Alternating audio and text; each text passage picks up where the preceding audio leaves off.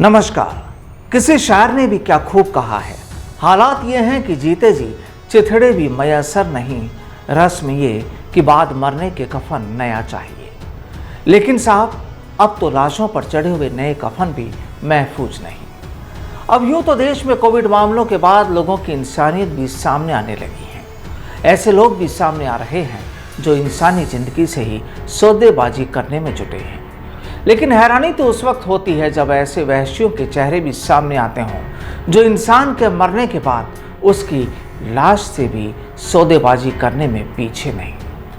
लाशों को ढकने वाले वो कफन भी अब तो चुरा लिए जाते हैं, जिससे भी घर वालों की संवेदनाएं जुड़ी होती हैं।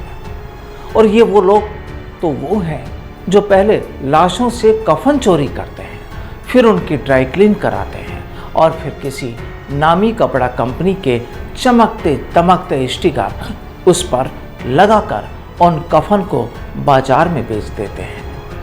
अक्सर लोग कहते हैं कि अब तो मरने के बाद ही चैन मिलेगा, लेकिन जनाब, अब हिंदुस्तान में ऐसे भी लोग हैं जो इंसान की लाश के कपड़ों को भी नहीं छोड़ रहे। चलिए आपको पूरे माजरे से रूबरू कराते हैं। जब आप गौर से सुनेंगे तो आपको समझ आ जाएगा कि आखिर इंसानी सोच कहां तक पहुंच चुकी है। दरअसल ये पूरा मामला जुड़ा है यूपी से, या यूं कहें कि यूपी के बागपत से। और आप मेरे पीछे जो तस्वीरें देख रहे हैं, ये कोई आम गुनहगार नहीं जो पुलिस की पकड़ में आए हों। दरअसल ये वो लोग हैं जो लाश पर कफन भी मयसर नहीं होने देते थे। जैसे ही शमशान में लाश पहुंचाई जाती, बस ये मौका देखकर लाश को भी बेपर्दा करते और कफन चुराकर फरार हो जाते। और केवल कफन ही क्या, लाश के कपड़ों से भी ये सौदा करते, उनकी धुलाई कराते और फिर नया टैग लगाकर बाजार में बेच देते। दरअसल यूपी की बागपत पुलिस को पिछले कुछ दिनों से इसी तरह की खबरें मिल रही थी, और जब पुलिस हरकत में आई तो मुर्दों के कफन और उनके कपड़ों के इन 7 सौदागरों को पकड़ा गया। पुलिस ने जब मुर्दों से चोरी करने वाले इन जिंदा इंसानों से गहन तफ्तीश की तो सामने आया कि मुर्दों के कफन के बेचने के आरोपी करीब 2 साल से इस काले कारोबार से जुड़े हैं। इन लोगों ने पिछले साल भी कोरोना काल के दौरान अपनी इस तरह की कारगुजारियों को अंजाम दिया था, और तब से कारगुजारियां जारी है। अब चलिए सबसे पहले आपको इनके नाम बताते हैं, फिर आपको बताएंगे कि आखिर इनसे पुलिस ने बरामद क्या किया।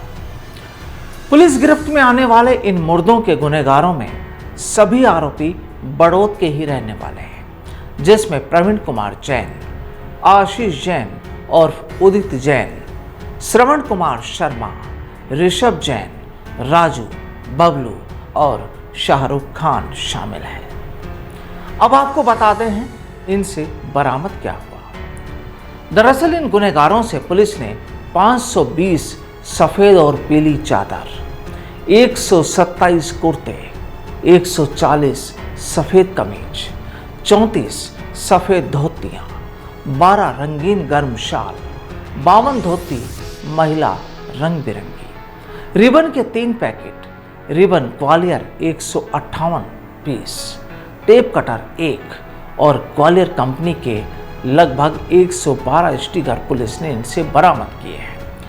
हैरानी होती है कि ये शातिर शमशान और कब्रिस्तान से मुर्दों के कफन की उतारी गई सफ़ेद पीली चादरों और अन्य पहनने वाले कपड़ों को धोकर उन्हें प्रेस कर ग्वालियर कंपनी का फर्जी रिबन और स्टिकर लगाकर उन्हें दोबारा बाजार में बेच देते थे। अब चाहे इन गुनहगारों को सलाखों के पीछे भेज दिया गया हो, लेकिन इतना जरूर है कि गुनाह की इस कहानी ने आपको भी जरूर झकझोर दिया होगा। अब एक तरफ चोरी का अपराध तो दूसरी तरफ कोविड का संक्रमण। आखिर बाजार में पहुंचे वो कपड़े फिर किसी मुर्दे के लिए भी बेचे गए होंगे, ये भी साफ है। तो फिर आप क्या कहेंगे? बहरहाल आपकी जहन में जो कुछ आ रहा हो, लेकिन हम तो यही कहेंगे कि मौत एक सच्चाई है, उसमें कोई ऐब नहीं। मौत एक सच्चाई है, उसमें कोई ऐब नहीं। क्या लेकर जाओगे यारो, कफन में कोई जेब नहीं। लेकिन साहब, इन शातिरों ने तो कफन में भी जेब लगा दी है। नमस्कार।